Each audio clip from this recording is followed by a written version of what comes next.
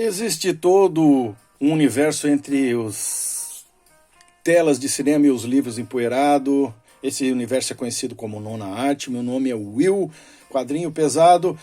Bom, vamos continuar o vídeo de ontem, porque eu pretendia fazer a resenha dos dois, do número 1 e do número 2, mas só deu do número 1 e ainda, pela metade, botei em 4K, só faz 8 minutos. Mas vamos adiante. Bom, em resumo, Yurki chega até a doutora e eles decidem, então, os três irem até a Califórnia, porque aqui aconteceu um acidente no laboratório dela.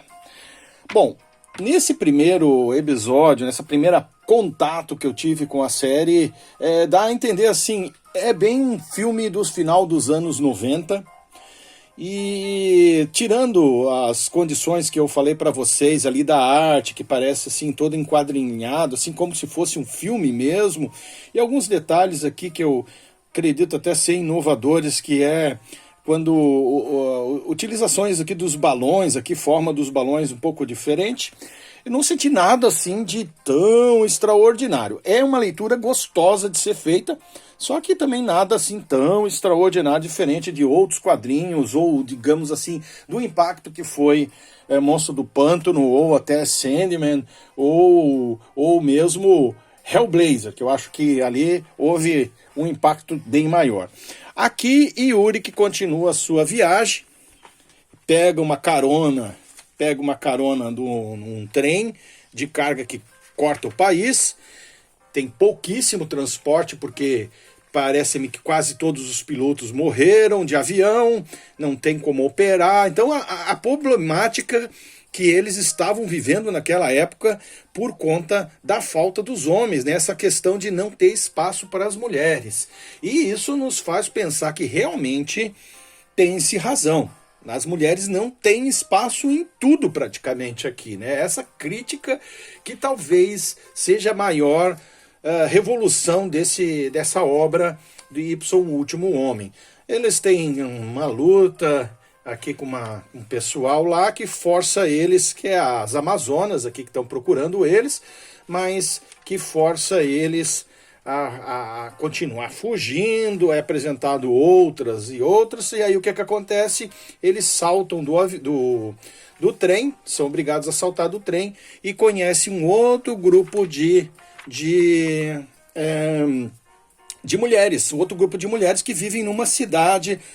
E aqui, claro, já rola aqui um feitiço com Yuri, que o último homem, parece que faltam homens nessa cidade há muito tempo, e acaba com que as Amazonas a encontrar essa comunidade de mulheres lá onde o Yuri e a 355 e a 355 ou 335 elas encontrar, e mais a doutora. No começo, eu esqueci de mostrar, no começo aqui desse quadrinho, eu gostei demais porque apresenta 355, apresenta todos os personagens da episódio anterior.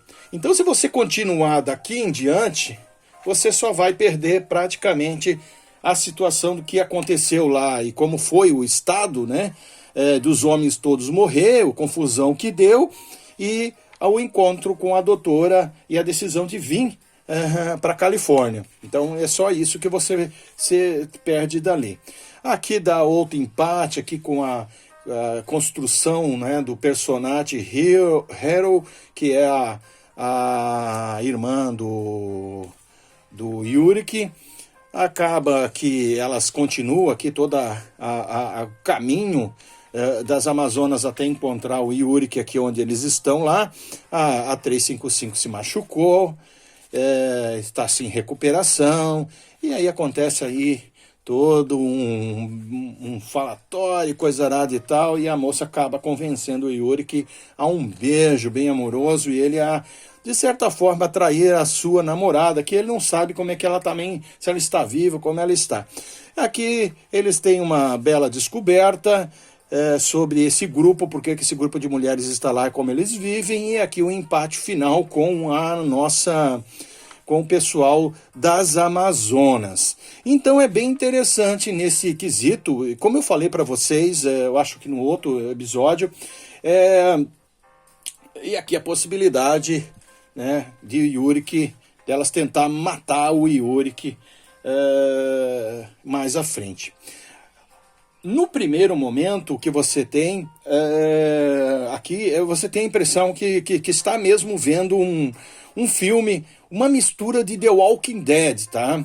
As pessoas, mulheres que sobraram, elas ficam em pânico, aqueles que têm pensamentos mais fortes aí e de manipular, acabam levando comunidades para caminhos alternativos, caminhos violentos e tudo mais.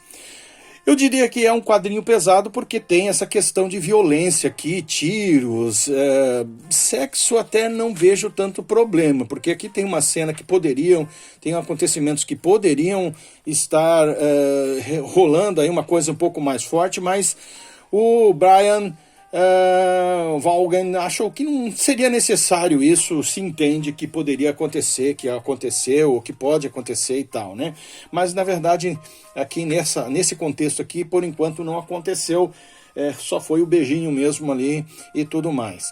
E mostra uma crítica em relação ao patriarcado. No patriarcado já seria um extremismo, vamos dizer, mas na situação social em que as mulheres são desfavorecidas em todas as áreas, praticamente os homens é que tomam conta de tudo, né? Praticamente é os homens que tomam conta de tudo. Nos lugares onde as mulheres estão inseridas, elas, muito poucos lugares elas são a maioria, e nessa maioria são situações aí que ainda assim tem muitos homens que atuam nessas áreas.